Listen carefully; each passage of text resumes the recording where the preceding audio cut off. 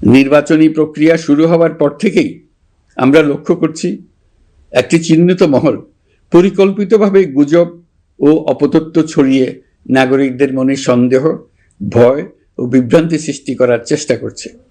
তাদের উদ্দেশ্য একটাই, নির্বাচনের শান্তিপূর্ণ পরিবেশ নষ্ট করা, জনগণের আস্থাকে দুর্বল করা। আমি আপনাদেরকে অনুরোধ করছি, সতর্ক থাকুন, দায়িত্বশীল থাকুন, যাচাই না করে কোনো তথ্য শেয়ার করবেন না। গুজবের বিরুদ্ধে সবচেয়ে বড় অস্ত্র হলো সচেতনতা ও সত্য। নির্বাচন নিয়ে যারা বিগত মাসগুলোতে উদ্দেশ্যমূলকভাবে সংশয়, সন্দেহ সৃষ্টি করেছিল, তারা সম্পূর্ণভাবে ভুল প্রমাণিত হয়েছে। জনগণকে বিভ্রান্ত করতে তারা চূড়ান্তভাবে ব্যর্থ হয়েছে। আপনারা সকল প্রকার অপপ্রচার থেকে নিজেদের মুক্ত রাখুন। তথ্য যাচাইয়ের জন্য সরকারের সঙ্গে সার্বক্ষণিক যোগাযোগ রাখুন।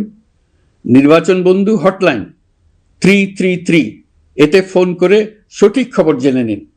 এখন নতুন করে অপপ্রচার চালানো হচ্ছে যে বর্তমান অন্তর্বর্তী সরকার নাকি নির্বাচিত জনপ্রতিনিধিদের কাছে দায়িত্ব হস্তান্তর করবে না।